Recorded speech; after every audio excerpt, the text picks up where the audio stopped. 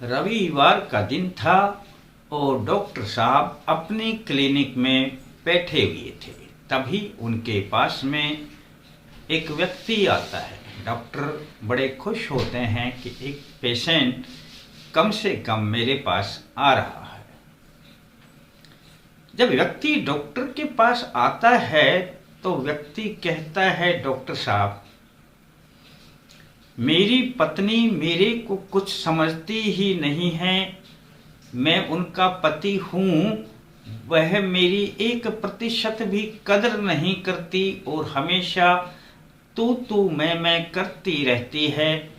क्या ऐसी कोई दवा है कि मैं पत्नी को खिला दूं तो वह मेरे साथ समझौता कर ले, हम प्रेम से रहने लगे। तब डॉक्टर साहब कहने लगे कि ऐसा है कि यदि कोई ऐसी दवा बनी होती तो मुझे रविवार के दिन क्लिनिक खोलने की जरूरत नहीं पड़ती। मैं भी अपने घर पर रहता। मैं क्लिनिक ही इसलिए खोलता हूं कि मेरी घरवाली भी मुझे कुछ नहीं समझती है। दोस्तों, वह व्यक्ति निराश तो हुआ पर उसने हिम्मत नहीं हारी।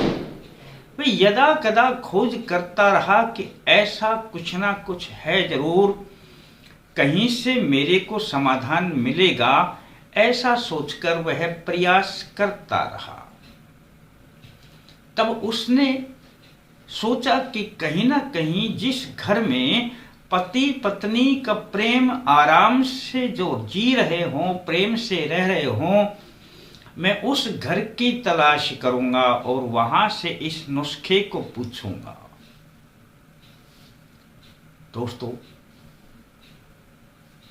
खोज करते हुए उसे पता चला कि इस नगर के जो सेठ हैं उनकी पत्नी बड़ी सहनशील है, धर्म पर चलने वाली है और अपनी पति की आज्ञा का पालन करने वाली है।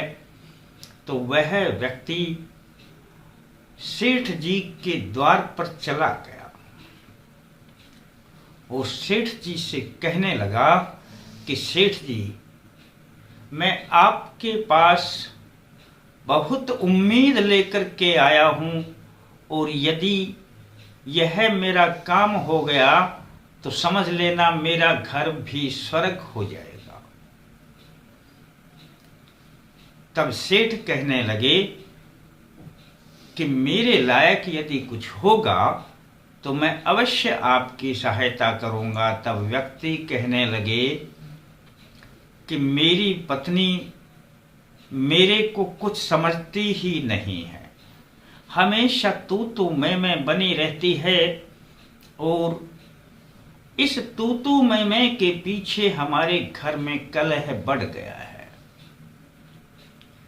तब सेठ जी ने कहा कि बैठिए, थोड़ी देर आराम कीजिए।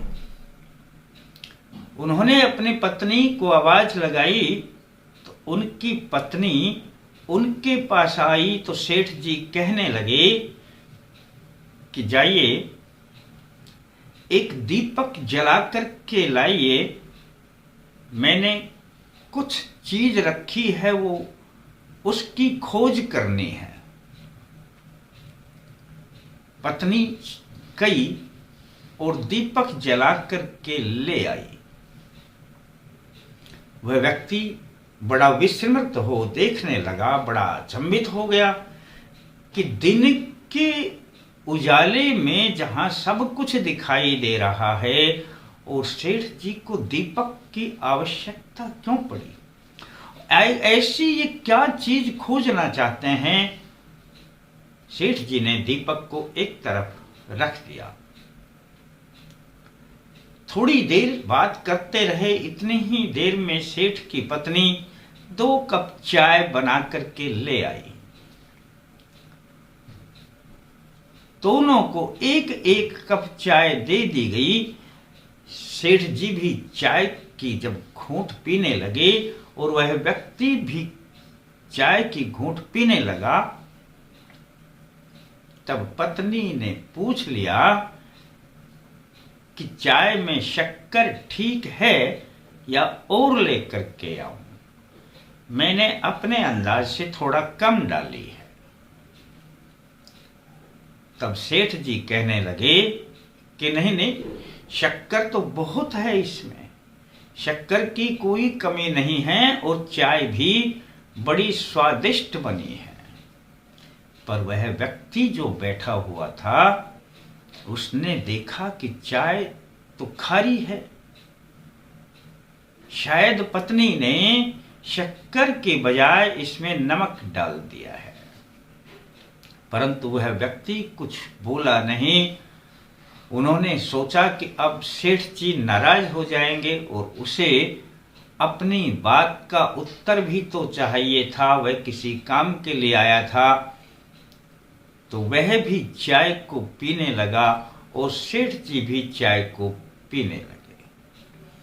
जब उनकी चाय समाप्त हो जाती है तब कप को एक तरफ रख देते हैं और कहने लगे सेठ जी उस व्यक्ति से कि अब एक बार अपने प्रश्न को फिर से दोहराइए। व्यक्ति कहने लगा कि मैं अपनी पत्नी से दुखी हूं और वो मेरे को कुछ समझती ही नहीं है। तब सेठ जी कहने लगे कि जानते हो कि मैंने दिन के उजाले में भी दीपक मंगवाया तो मेरी पत्नी ने ये नहीं कहा कि जी दिन है सब कुछ दिखाई देता है। वह दीपक जला करके ले आई और दूसरी बार आपने देखा कि पत्नी ने शक्कर की बजाय चाय में नमक डाल दिया है। लेकिन मैंने सहर से स्वीकार कर लिया कि ये चाय अच्छी बनी है, स्वादिष्ट है, शक्कर कम नहीं है। हालांकि मेरी पत्नी को एहसास भी हो गया होगा, जब उसने अपनी चाय पी होगी तब वह समझ गई होगी। लेकिन मैंने उसे कुछ इसलिए नहीं कहा कि उसकी भावनाओं की कद्र करना मेरा कर्तव्य है। उसने मेरी भावना का कद्र किया तो मैं उसकी भावना की कद्र करता हूं कि जब मैंने दीपक मंगवाया तो उसने मेरी भावना की कद्र की और वह दीपक जला करके लाई। उसने पूछा तक नहीं कि इस दीपक का क्या करेंगे। फिर मैंने उनकी भावना का कद्र किया कि उसने गलती से नमक डाल दिया तो मैंने कहा कि शक्कर ठीक है इसमें। यदि इस तरीके से एक दूसरे की भावना का कद्र करेंगे तो घर में किसी भी प्रकार का विवाद नहीं होगा, पति पत्नी में प्रेम बढ़ने लगेगा। दोस्तों, ये सब बात मैं आपको क्यों बता रहा हूं? क्योंकि मैं आज का वीडियो जो बना रहा हूं वो है कि दीपावली के बाद कैसे जानेंगे कि मां लक्ष्मी की कृपा आई या नहीं आई। दोस्तों, मैं सत्यनारायण शर्मा अल्टीमेट ज्ञान में आपका हार्दिक स्वागत करता हूं। दीपावली आप सभी को मुबारक हो, ढेर सारी खुशियां लेकर के आए। आप अपने अपने तरीके से दीपावली का यह पवित्र उत्सव मनाएं। आप किसी भी तरीके से मनाएं, लेकिन प्रसन्नता से मनाएं। और इसके बाद फिर कैसे जानेंगे कि दीपावली पर मां की कृपा आई या नहीं आई। ये जो दोस्तों मैंने आपको दृष्टांत बताया यह इसी बात पर आधारित है।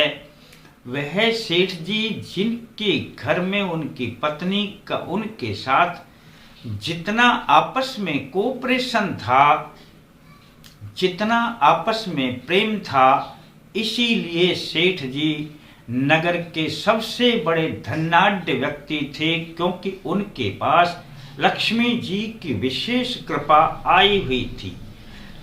अपनी पत्नी लक्ष्मी के समान हुआ करती है, और जो अपनी पत्नी को लक्ष्मी के रूप में ही देखता है, उस घर में लक्ष्मी की तो कभी कमी रहती ही नहीं है।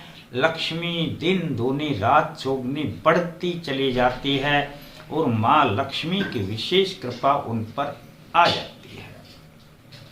आप भी दीपावली पर जब कोई भी अपना पूजा पाठ ध्यान कोई उपाय करते हैं, तो उसके बाद आप धीरे धीरे करके देखें कि आपके घर में आपकी पत्नी के साथ व्यवहार कैसा चल रहा है। यदि उस व्यवहार में परिवर्तन आने लगा है, तो समझ लेना मां लक्ष्मी की कृपा आने लगी है। और यदि उस व्यवहार में परिवर्तन नहीं है, पहले से भी अधिक आपके घर में तनाव पैदा हो गया है, तो समझ लेना कि मां लक्ष्मी की आपके ऊपर कृपा नहीं आई है। और नहीं आई है तब क्या करेंगे, और आ गई है तो मां लक्ष्मी को धन्यवाद दें, और सदा अपनी आई हुई कृपा को संभाल कर रखें। यानी कि अपनी पत्नी के साथ अपना कभी मन मुटाव न रखें, और समझौता करें, उनकी भावना की कद्र करें, और उनकी भावना जो है उनके साथ में अपने विचार मिला करके उनका पूरा सहयोग करें। जब आप ऐसा करेंगे तो आपकी पत्नी भी आपका पूरा सहयोग करेगी। दोस्तों, एक हाथ से ताली कभी नहीं बजती है।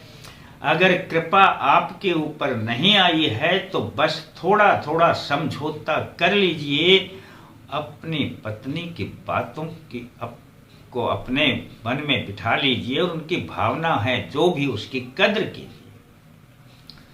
छोटा सा ये उपाय भी है, और आपके लिए यह जानने का एक तरीका भी है कि माँ की कृपा हमारे घर पर आई या नहीं आई। दोस्तों, जाने, और आपके घर में यदि कृपा नहीं आई है तो अपने रास्ते को थोड़ा सा जिस प्रकार से मैंने बताया उस प्रकार से थोड़ा थोड़ा चेंज करें, परिवर्तन करें, तो समझ लेना चाहे दीपावली निकल गई हो, लेकिन दीपावली के बाद भी माँ की कृपा आपके ऊपर आने लगेगी। दोस्तों, अच्छा लगता है तो इस बात पर गौर फरमा लेना, और आप एक काम तो फिर जरूर कर देना।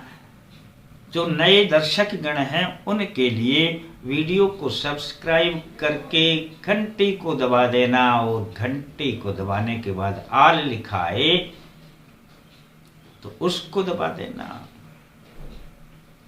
और वीडियो को लाइक कर देना। इतनी सी ही तो बात है दोस्तों।